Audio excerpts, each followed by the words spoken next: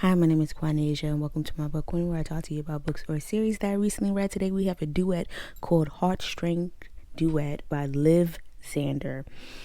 Alright, the female main character name is Alara, and the male main character in the first book, in the first book name is Vale, and I forgot the other. I think his name was Kel, not Kel.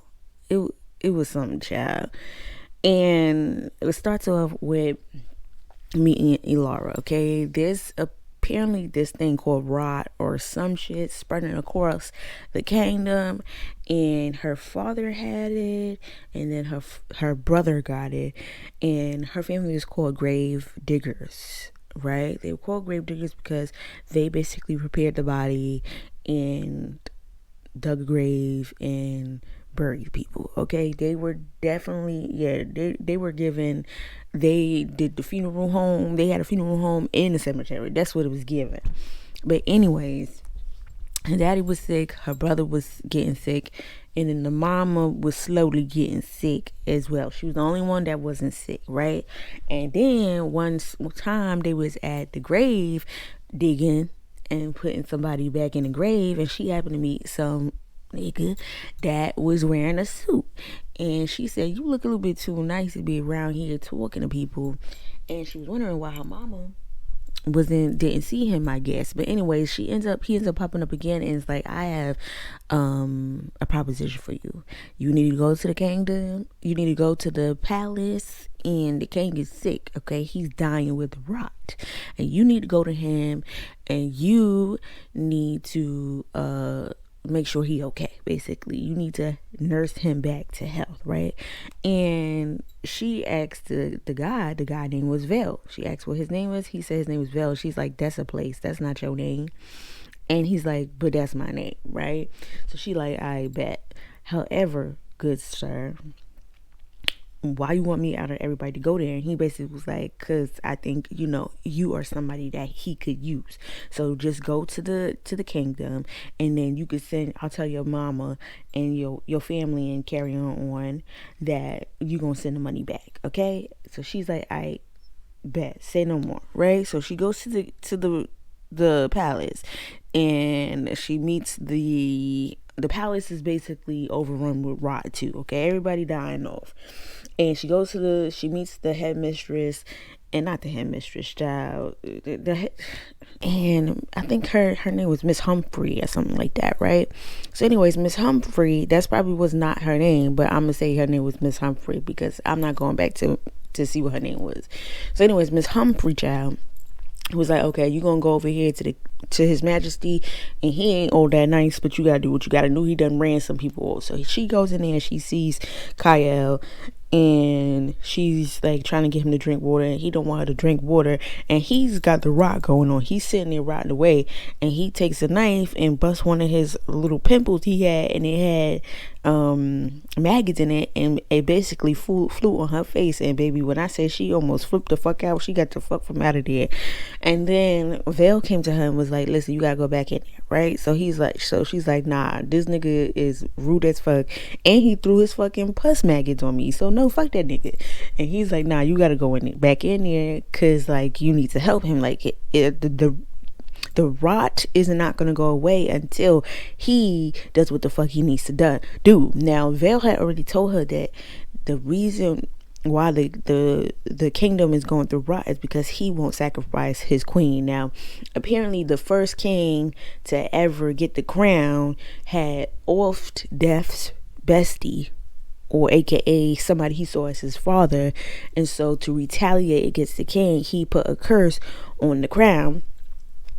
And the curse was that the king has to kill someone that they love. So every queen gets offed so that the crown can absorb the queen's blood. Right.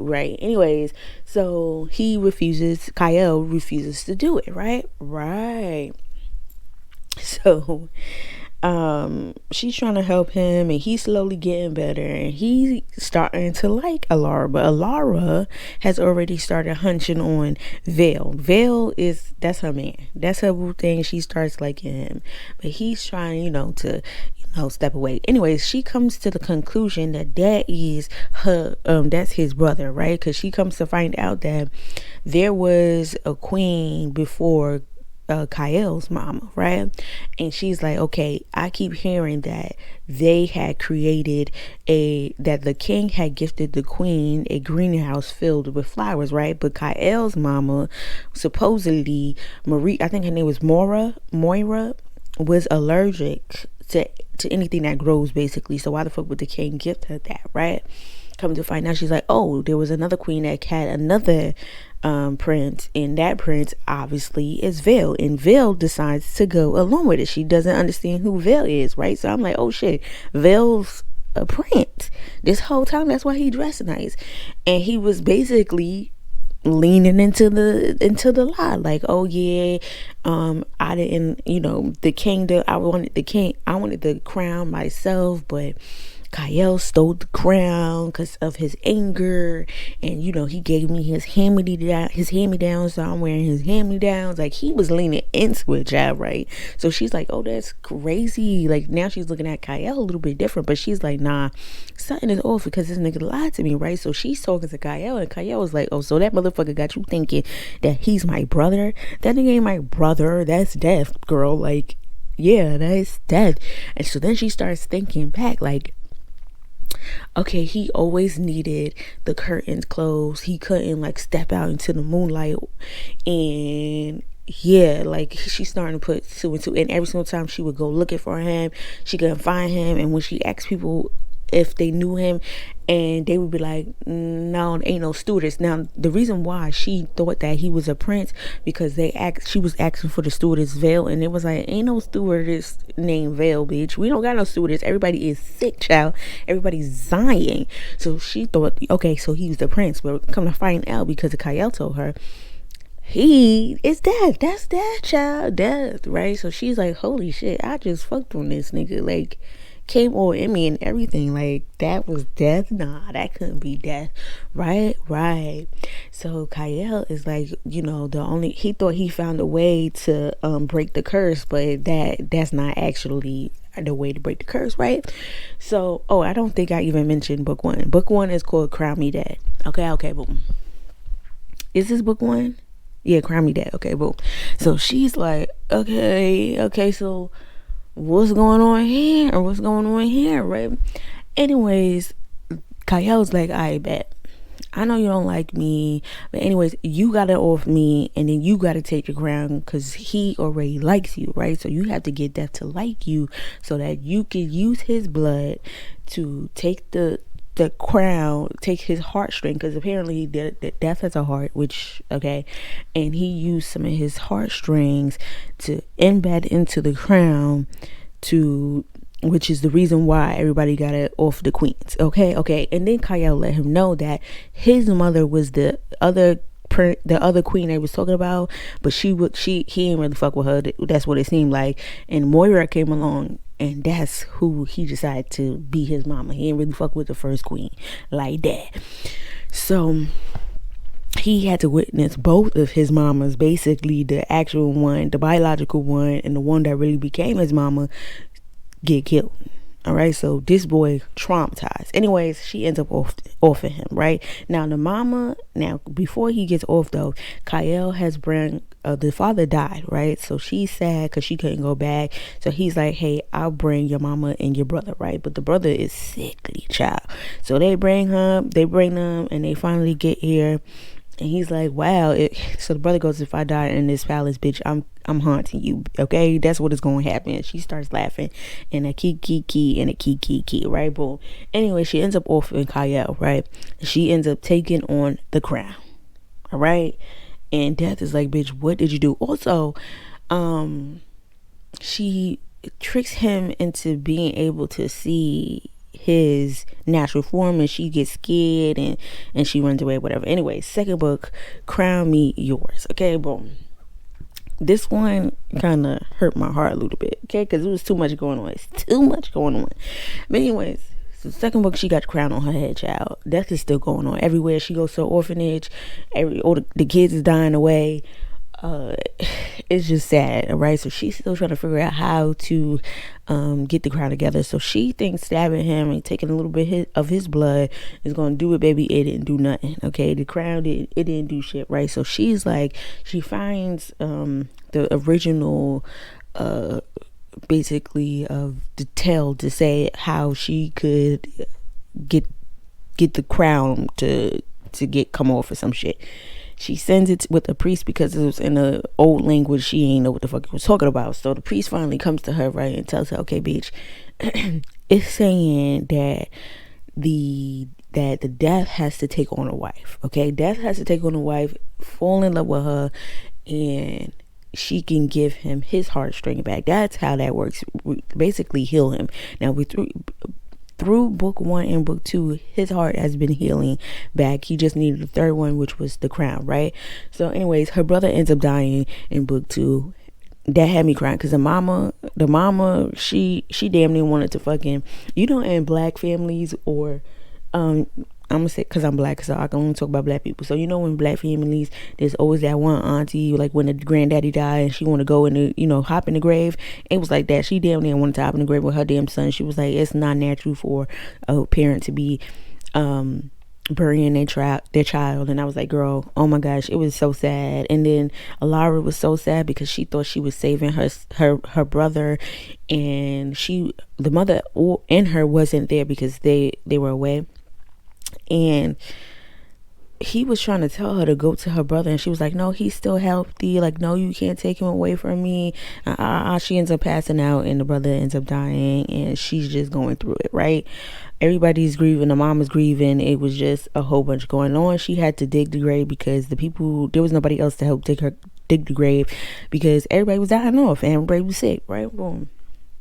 She gets back and comes to find out, he needs a wife, blah blah blah. I didn't tell you this, but when you trick death, you actually get a wish from him, and she wished that he would marry her. So he married her. That was the first round. Then she finds out that, to be his wife, and I have to truly love him. And then she finds out that she has to click, that he has to slide, off her and bring her back, that he could bring her back, and that's how they could break the curse, right? So he's like, fuck it, let's do it, right? Now she thought she was pregnant at one point in time because she wasn't used to getting her pregnant. Baby girl must have had PCOS or something, but she wasn't getting her period. And then he hunched on her, and then she got her period back, and he's like, yeah, you got your period. Actually, let me go back before, like, she got married to him. She like wanted to see his natural form, and apparently in his natural form he still got a big zick, right? So she's feeling on his zick, and he's like, I'm not with this. Eventually he does hunch on her real bad. But anyways, he decides, fuck it, let's do it. I hope it works, right? So he slices her, and she ends up and he is calling her back, whatever. She comes back, and when she wakes up, it's like 2 days later after the whole escapade, and the crown is off her head. The curse has broken, so everybody is back healthy. The land is back healthy, so she's happy. Her mom was back healthy. And she falls in love with Vale. She's in love with him. She ends up getting pregnant. She ends up having 3 kids by him. And then the book goes through her ages. So it goes through, them having kids at a young age, when she's younger, and then when she's middle age, and then when she's old, she's elderly, and she's dying, and he's there, and she asks him to stay with their kids and the descendants, and he's there with the descendants. And at the end, he was there with one of their descendants that act exactly like she did, or close to how she did. And that was the end. And I thought it was, when she died, oh my gosh, I was in here not booing because my man was close, and he already think I'm a punk, but I was in here like trying to hold it together because it was kind of sad. Like, her kids were surrounding her, and they were saying bye to her, and he already said, like, I can't lose you. Like, I don't know how I'm gonna react when I lose you. He didn't think he would be able to have kids either, and it was too much. It was so sad, and I was just like, bro, he loved her down. Do you understand? And she fell in love with him. That was her first love anyway. Like, she really didn't give a fuck about Kyle, but Vale, Oh, she loved him down boobs before she even thought about it, before she even really knew that she loved him. And it was real sweet. It was a great series, not series, it was a great duet. Okay, it was a good duet for me. I loved it. I was turning them pages. Do you understand me? Turning them pages. It was good. Okay, when they started hunching and his bone, which is crazy work because out of everything he's straight bone, but he ends up with a slightly human penis. How that work? Anyways, that was the duet. If you have not read it, go read it, girl. Go read it. It was good for me. If that's the kind of books you're into, then this is the book for you. If you're not really into this type of thing, then don't put it on your TBR list, okay? But if this is your, or at least try it. But if this is what you into, this is the series for you. It was good. It was good. I'm not even gonna hold you. If a book or a series or a duet can make me cry, that means it's a good book. A duet series, okay? If you have read it, comment down below. If you could like, comment, and subscribe, I would definitely appreciate it. It was so good, y'all. Oh my gosh. I was like fighting to not boohoo in here. When she passed, I thought he was gonna break down for real. Like the book going through the ages of them watching like their daughter get married, and then her getting a little bit older. Like he's talking about her having silver hair and getting a little bit more wrinkles, and then her being elderly and like still joking with him, and everybody's like, oh, her husband is still young, and the whole palace knew that he was dead, and the kids knew that he was dead, and they're used to seeing his skeleton form and all that. Like it just, I enjoyed the book. I enjoyed how Liv Zander ended the book. I enjoyed it. I enjoyed how she went through the stages of life, and then the descendants. I fucks with it. Yeah. Anyways, bye.